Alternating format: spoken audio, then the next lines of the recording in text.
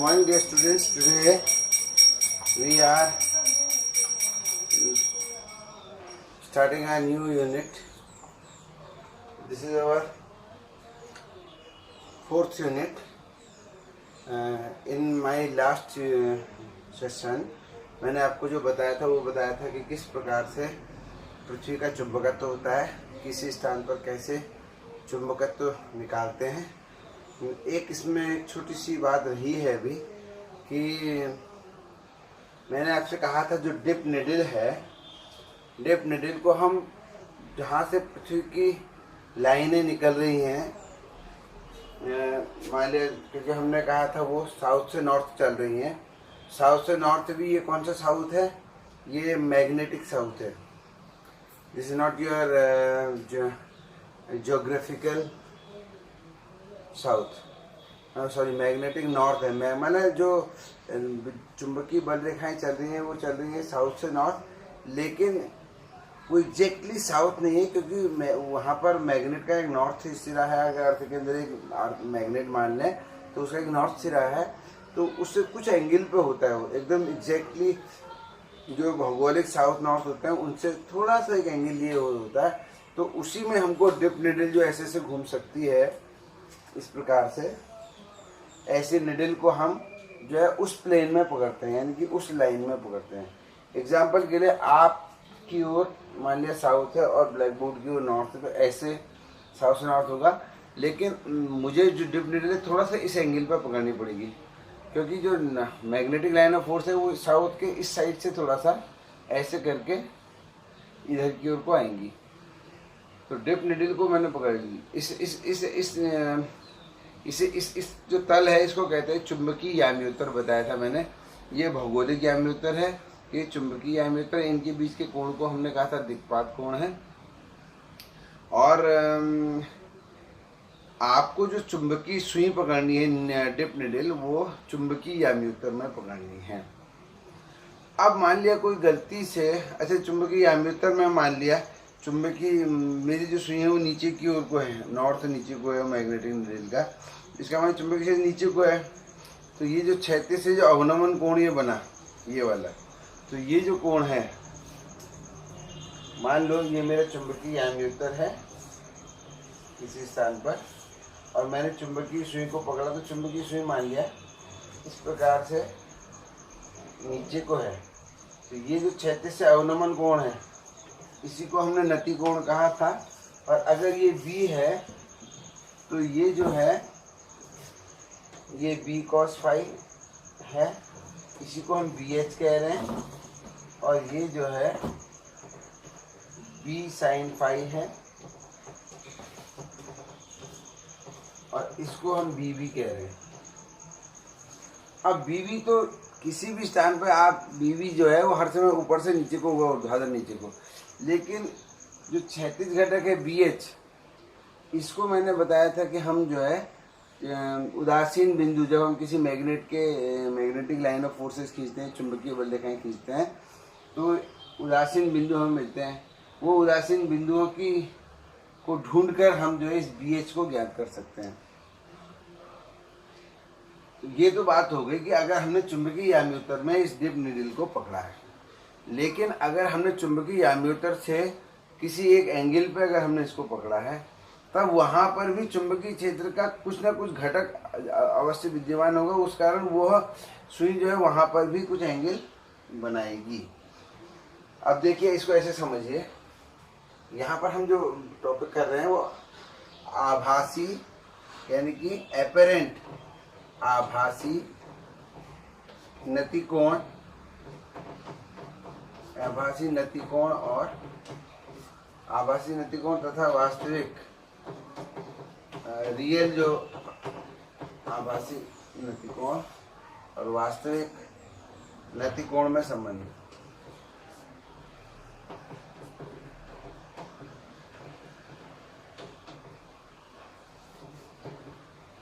ये जो है मैं आज आपको टॉपिक बता रहा हूँ। अब इसको समझिए कि ये है क्या किस्सा। देखिए मान लीजिए ये आपका चुंबकीय याम्योत्तर है और इसमें इस वाले तल में जब मैंने सुई पकड़ी, हम ऊपर से देख रहे हैं, तो इस वाले तल में मान लिया नतिकोण फाई है। दिस इज अवर चुंबकीय याम्योत्तर।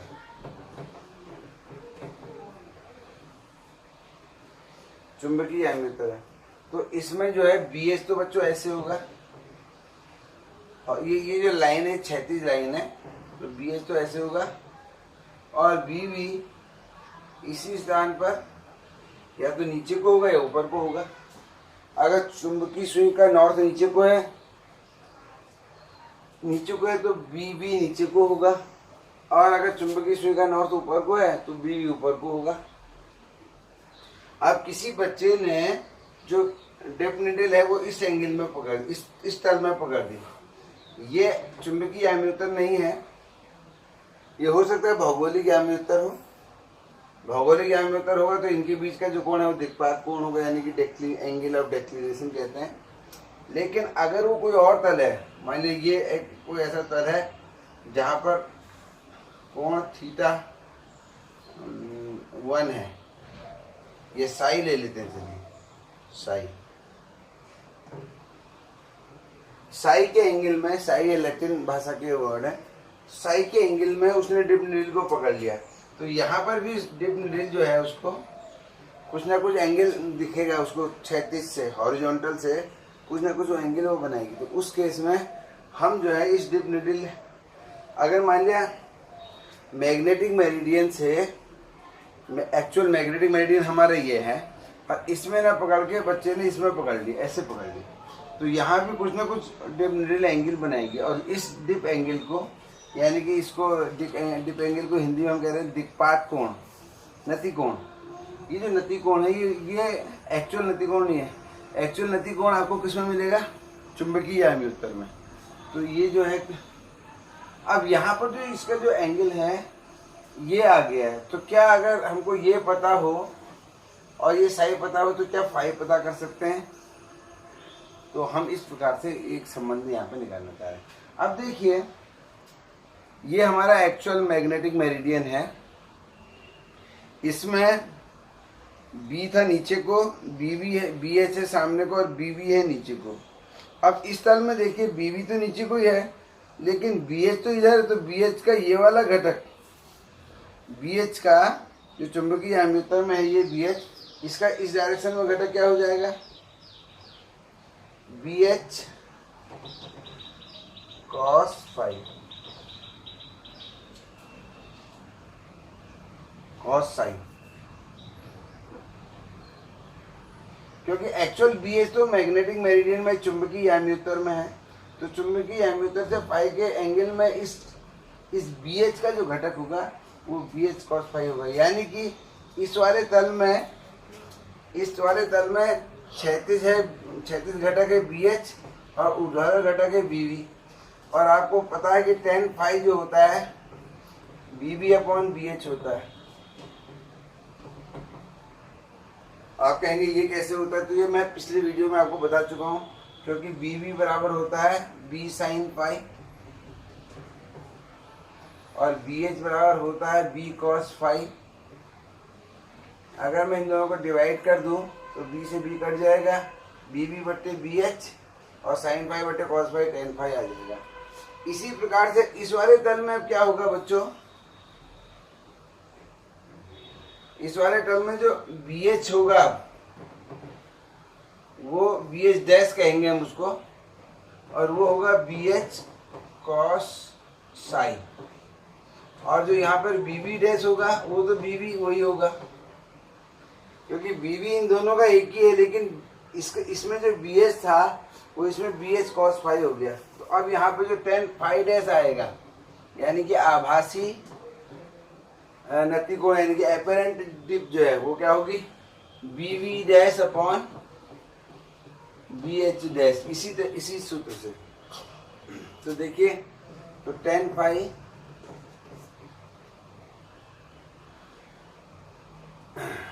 ये जो डिप है इसी को हम आभासी डिप कह रहे हैं। यहाँ पे लिख लेंगे अब, माना चुंबकीय याम्योत्तर से माना चुंबकीय आव्यूहत्तर से फाई कोण पर नति कोण यानी कि डिप एंगल नति कोण फाई डैश है, तब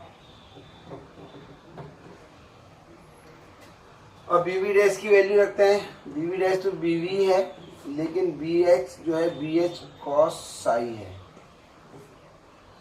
अच्छा, बीवी अपॉन बी एच जो है हमारा ओरिजिनल नति कोण है, बीवी अपॉन बी एच की जगह ये फाई डैश आ गया। तो इससे हमारा टेन फाई डैश बराबर tan phi upon cos psi. ये संबंध जो है हमारे को याद रखना है, यानी कि आभासी नतिकोण किस तल में, ऐसे तल में जो कि चुंबकीय आव्यूहत्तर से साई का एंगल बनाता है, उस तल में जो आभासी नतिकोण है वो एक्चुअल नतिकोण से इस संबंध से जुड़ा हुआ है। आप इसकी हेल्प से इससे संबंधित आभासी नतिकोण और एक्चुअल नतिकोण से संबंधित आप गणनाएं इससे कैलकुलेशन या न्यूमेरिकल प्रॉब्लम से कर सकते हैं। तो this is the end of the third unit. इसमें एक दो टॉपिक और थे, वो हमने फिलहाल हटा दिए क्योंकि सीबीएसई ने भी हटा दिए, तो उसमें मैं आपको फिर कभी बीच में जो है बताऊंगा। अभी आप केवल अपने को उतने तक ही सीमित रखिए जितना आपका कोर्स है। तो आज हम चौथी यूनिट स्टार्ट कर रहे हैं, क्योंकि हाफ ईयरली एग्जाम्स भी हमारे बहुत नज़दीक हैं।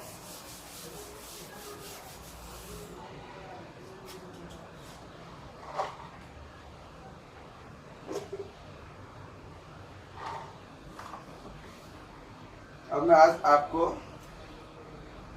चौथी यूनिट है ईएमआई एंड एसी। ईएमआई का माने है विद्युत चुंबकीय प्रेरण तथा प्रत्यावर्ती धारा।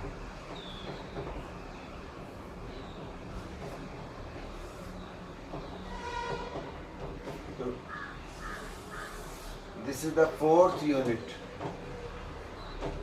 बहुत इंपॉर्टेंट यूनिट है, बहुत अच्छी यूनिट है, इतनी ज़्यादा लंबी भी नहीं है, और टॉपिक आपको इसमें बहुत इम्पोर्टेंट लॉज हैं। फैराडे का नाम सुना होगा, उससे संबंधित लॉ है। तो इस वाले पार्ट को हम शुरू कर रहे हैं। तो सबसे पहला जो टॉपिक है इसमें बच्चों वो है चुंबकीय फ्लक्स।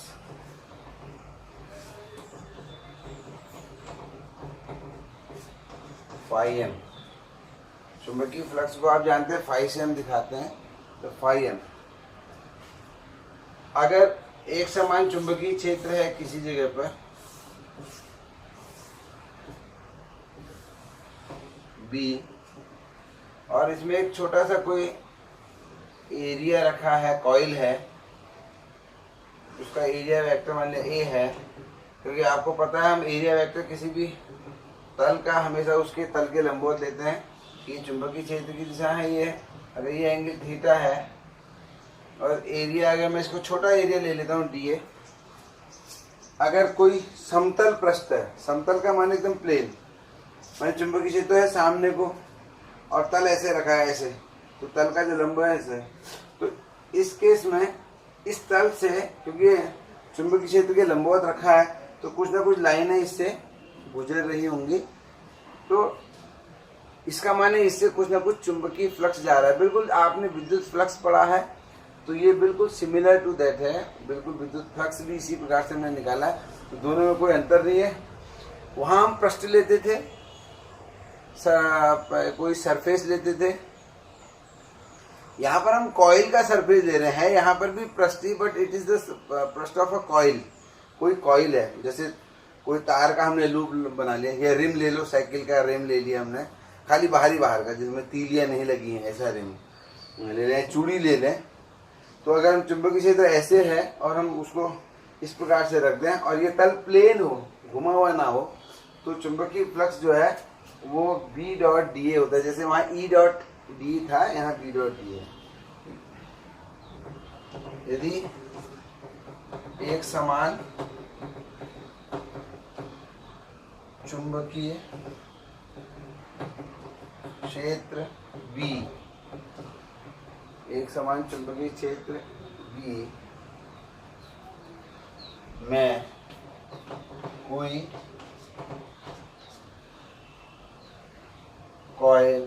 कुंडली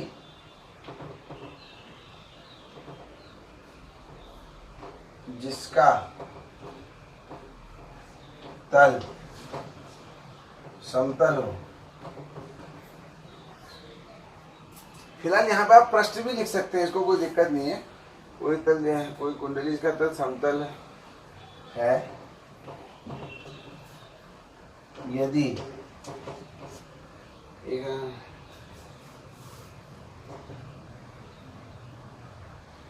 एक समान चुंबकीय क्षेत्र B में कोई कुंडली जिसका तल समतल है, स्थित है, रखी है, स्थित है, तब कुंडली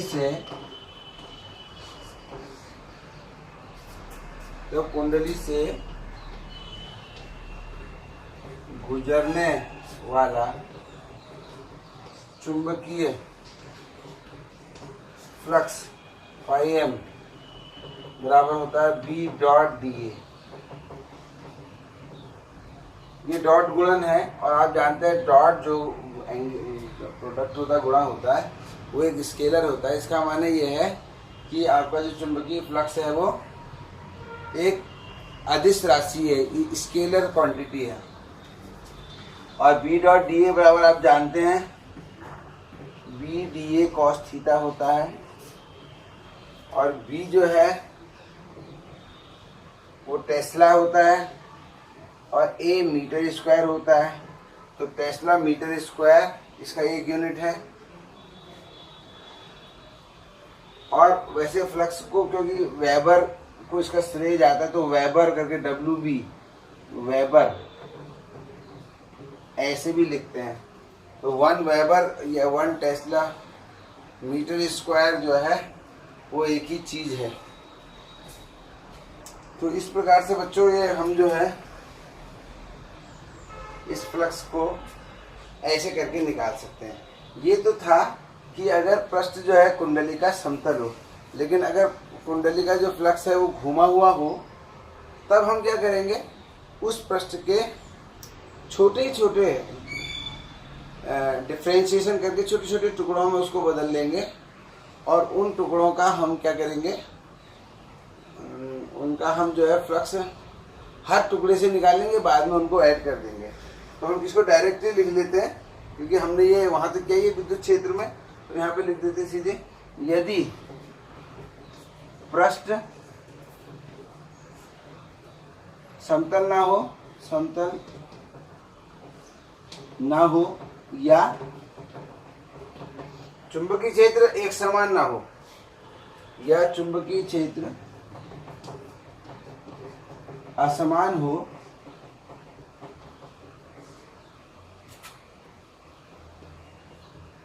तब समाकलन विधि से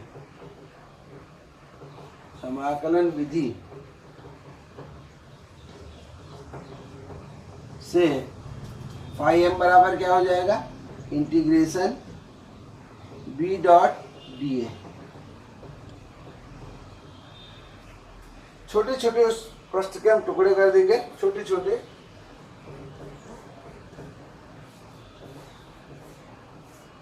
ऐसे करके छोटे छोटे टुकड़े हम कर देंगे।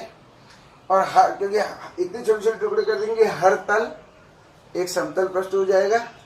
और जो चुंबकीय क्षेत्र है, वैसे ऐसे होल पूरा चुंबकीय क्षेत्र असमान है, लेकिन एक टुकड़े में, क्योंकि टुकड़ा बहुत छोटा है, तो उस छोटे से टुकड़े में जो चुंबकीय क्षेत्र होगा वो भी एक समान हो जाएगा। तो फिर एक समान वाला सूत्र लग जाएगा B डॉट डी ए, और फिर ऐसे सबका इंटीग्रेशन हम this is the sign of integration, confuse मत होना।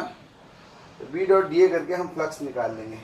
तो इस प्रकार से हमें चुंबकीय फ्लक्स हमें निकालना सीखना है।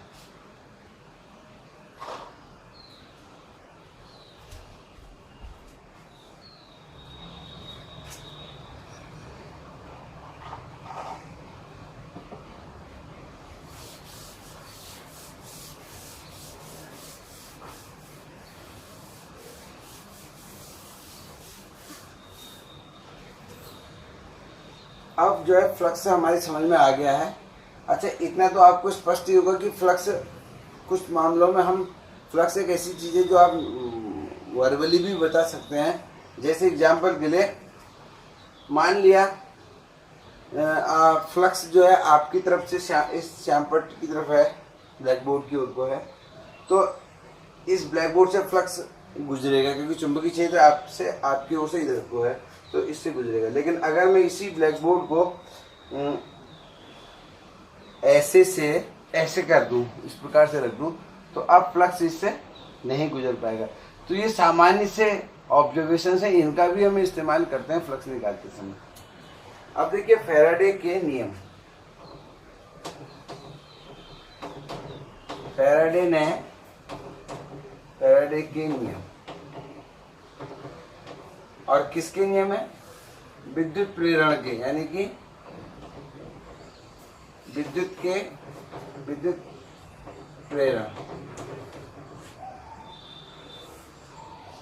प्रेरण के नियम। फैराडे ने एक विचार किया कि क्योंकि करंट अगर किसी वायर में बह रहा है तो इसके आसपास जो है मैग्नेटिक फील्ड हो जाता है इस प्रकार से। इधर को मैग्नेटिक फील्ड अंदर को होता है और इधर को बाहर को होता है, राइट हैंड का इसमें हम प्रयोग करते हैं। तो उसने कहा जब करंट से मैग्नेटिक फील्ड प्रोड्यूस हो सकता है तो मैग्नेट से भी करंट प्रोड्यूस होना चाहिए। और इसके लिए उसने प्रयोग किए, ये इस प्रकार से एक मान लिया कोई लूप है, इसमें अगर हम कोई मैग्नेट ऐसे लें, मैग्नेट उसने ये एक लूप बनाया करंट का ताकि उसमें करंट बह सके, और एक मैग्नेट को इसके आसपास घुमाया, ये जानने की कोशिश की क्या ये मैग्नेट से इसमें कुछ करंट बहती है। तो कहते हैं कि काफ़ी प्रयोग करने के बाद भी उसको ऐसा कुछ समझ में नहीं आया। करंट अगर इसमें बहे तो फट पता लग जाए, इसके लिए उसने इसमें धारा मापी से जोड़ दिया गैल्वेनोमीटर से। मूविंग कॉइल गैल्वेनोमीटर हम पढ़ चुके हैं, चल कुंडली धारा मापी, तो वो क्योंकि बहुत छोटी से छोटी करंट को भी पढ़ लेता है। तो अगर कोई करंट बहेगी तो कुंडली उसमें धारा मापी में कुछ विक्षेप आएगा, कुछ डिफ्लेक्शन आएगा। तो इस चीज़ को उसने सब सेटिंग कर दी और मैग्नेट को इसके आसपास घुमाया। बट कहते हैं कि काफ़ी लंबे समय के बाद भी उसको कुछ पता नहीं लग पाया। अब क्या हुआ, एक दिन कहते हैं गुस्से में उसने मैग्नेट को फेंका जैसे ऐसे करके, और जब मैग्नेट फेंका तो यहाँ पर जो गैल्वेनोमीटर लगा था उसकी सुई में एक विक्षेप देखने को मिला, क्षण भर के लिए हल्का सा डिफ्लेक्शन आया। तो उससे उसको कुछ, फिर उसने उसको बार बार फेंका और बार बार फेंका तो उसके कुछ समझ में आया, और इससे धीरे धीरे उसको पता लगा कि हाँ कुछ हो रहा है, मैग्नेट से भी करंट प्रोड्यूस हो रही है। तो इसी को जब उसने नियमों में बद्ध कर दिया तो उन्हीं को हम फैराडे के नियम कहते हैं। तो पहला नियम क्या कहता है, देखो फर्स्ट नियम कहता है कि अगर कोई कुंडली है और उसके आसपास हम मैग्नेट को हिलाएं तो मैग्नेट से मैग्नेटिक लाइन ऑफ फोर्स ऐसे निकलती है।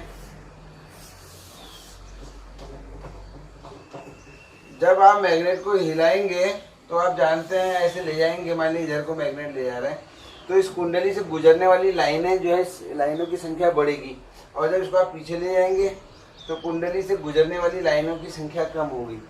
तो इसी से उसने कहा जब लाइनें चेंज होती हैं, यानी कि फ्लक्स चेंज होता है, तो इस कुंडली में करंट बहने लगती है।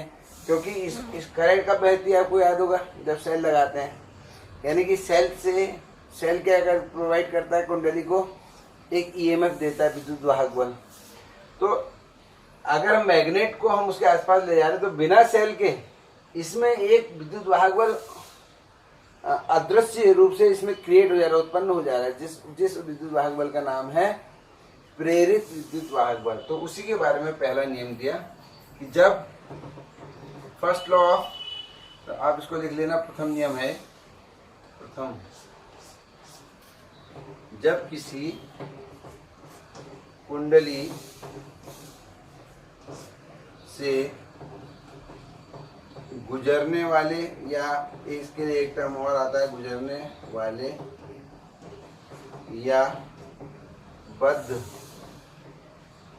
जब किसी कुंडली से गुजरने वाले या बद्ध चुंबकीय फ्लक्स में परिवर्तन किया जाता है, जब किसी कुंडली से गुजरने वाले या बद्ध चुंबकीय फ्लक्स में परिवर्तन किया जाता है, तब कुंडली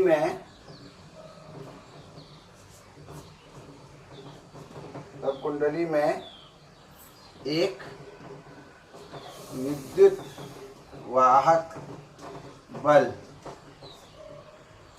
प्रेरित हो जाता है, प्रेरित हो जाता है।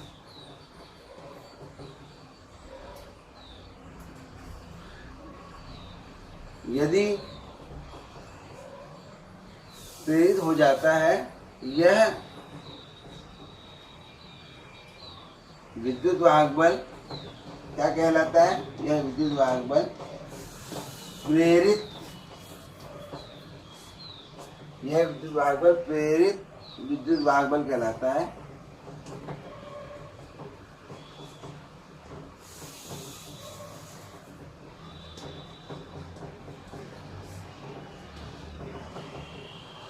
यह विद्युत वाहक बल प्रेरित विद्युत वाहक बल कहलाता है तथा तब तक कुंडली में बना रहता है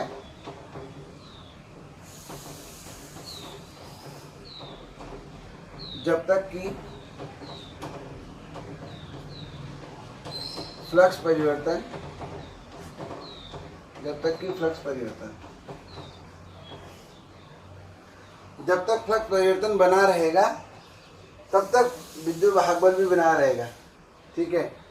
और कुंडली अगर बंद है तो फ्लक्स परिवर्तन से विद्युत वाहक बल बना और विद्युत वाहक बल से धारा बहने लगती है। इस कारण कुंडली में एक प्रेरित, अब इसको भी प्रेरित कहते हैं, देखो, क्योंकि ये एक्चुअल धारा तो है लेकिन ये सेल से उत्पन्न नहीं हुई है, इससे उत्पन्न हुई है विद्युत वाहक बल से, प्रेरित विद्युत वाहक बल से, तो इसको प्रेरित विद्युत धारा कहते हैं। इस कारण कुंडली में एक प्रेरित विद्युत धारा बहने लगती है।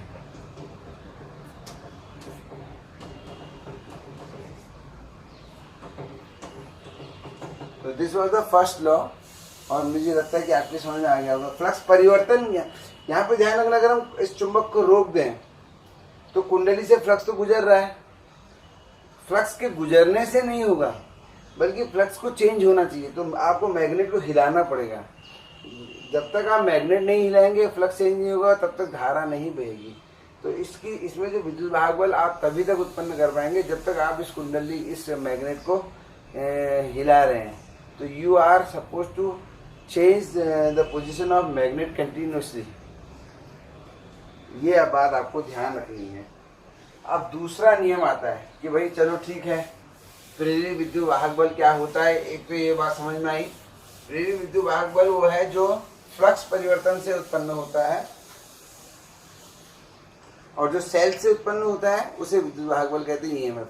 दिस इज द प्रेरित विद्युत वाहक बल। अब दूसरी बात आती है कि दूसरा नियम, तृतीय नियम, सेकेंड लॉ, ये बताता है कितना विद्युत वाहक बल उत्पन्न होगा। तो प्रेरित विद्युत वाहक बल का मान, प्रेरित विद्युत वाहक बल का मान चुंबकीय फ्लक्स परिवर्तन की दर के समानुपाती होता है।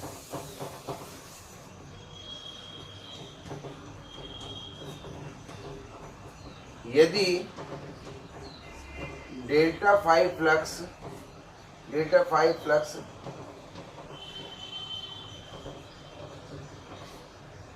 डेल्टा टी समयांतराल में टाइम पीरियड में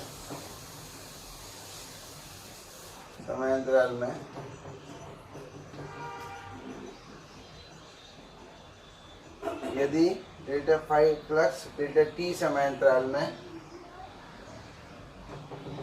परिवर्तित हो रहा है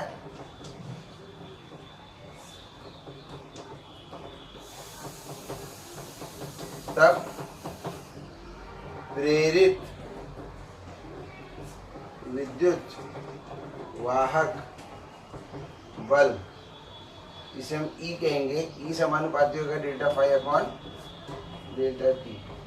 यहाँ पे ध्यान रखना है कुंडली में फेरों को भी काउंट किया जाएगा।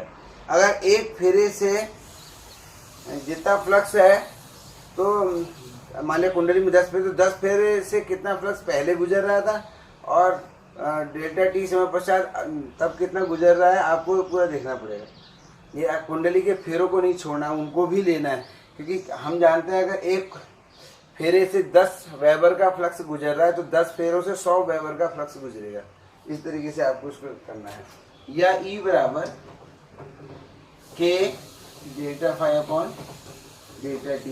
ये जो के है इसका मान प्रैक्टिकली 1 इसको प्राप्त किया गया, के इक्वल टू 1 है, इसलिए ये प्रैक्टिकली चूंकि के इक्वल टू 1 प्राप्त हुआ, के यहाँ पे समानुपाती नियतांक है, इसलिए ई बराबर बच्चों delta phi upon delta T. अगर आप इसमें वो ले रहे हैं D phi by D T भी ले सकते हैं, तात्क्षणिक आ जाएगा, और एक ही बात है हमें मूल रूप से रेट निकालना है। तो this is the second law of Faraday. और इसके बाद आता है हमारा तृतीय नियम। तृतीय नियम आपको, क्योंकि जब फ्लक्स कुंडली में बदला, विद्युत वाहक बल उत्पन्न हुआ, विद्युत धारा बही, तो धारा किस दिशा में बहेगी, इससे संबंधित है तृतीय नियम। तृतीय नियम इसे लेंज के नियम से के नाम से भी जानते हैं, लेंज का नियम।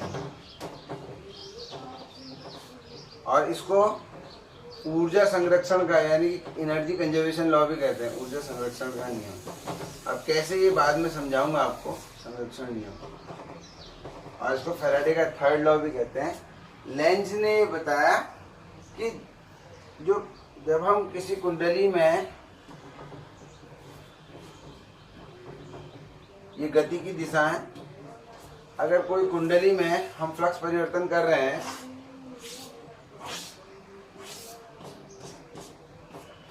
देखिए इस प्रकार से, तो जब ये आगे को बढ़ेगा तो इसमें फ्लक्स परिवर्तन हो रहा है, तो फ्लक्स परिवर्तन के कारण इसमें विद्युत वाहक बल उत्पन्न होगा और इस कुंडली में धारा बहने लगेगी। और धारा किस प्रकार से बहेगी, देखिए धारा ऐसे बहेगी इस कुंडली में कि ये कुंडली खुद भी एक नॉर्थ बन जाएगी। देखिए आप, देखिए बन गई। अगर धारा की दिशा कुंडली में इस प्रकार से है, यानी कि एंटी क्लॉकवाइज, तो एंटी क्लॉकवाइज जो है वो नॉर्थ की तरह बिहेव करेगी, कुंडली नॉर्थ बन जाएगी खुद। यानी कि प्रेरित धारा इस प्रकार से बह रही है, देखो प्रेरित धारा बही ऐसे नॉर्थ ला रहे हैं, तो नॉर्थ बन गया, तो नॉर्थ, ये भी नॉर्थ है, ये भी नॉर्थ है, तो ये इसका अपोज करेगा। तो आपको जब कुंडली की ओर चुंबक ले जाएंगे तो आपको ताकत लगानी पड़ेगी। क्यों? क्योंकि ये खुद नॉर्थ बन गई है और इस प्रकार से अपोज कर रही है। यानी कि जो नियम है उसने नियम को शब्दों में हम कहें तो हम कहेंगे प्रेरित धारा की दिशा सदैव इस प्रकार होगी, जैसा कि यहाँ पे बताया, इस प्रकार होगी कि वह जिस कारण उत्पन्न होगी, कि वह जिस कारण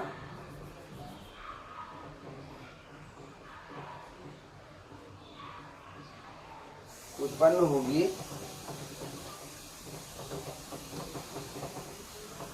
उसी का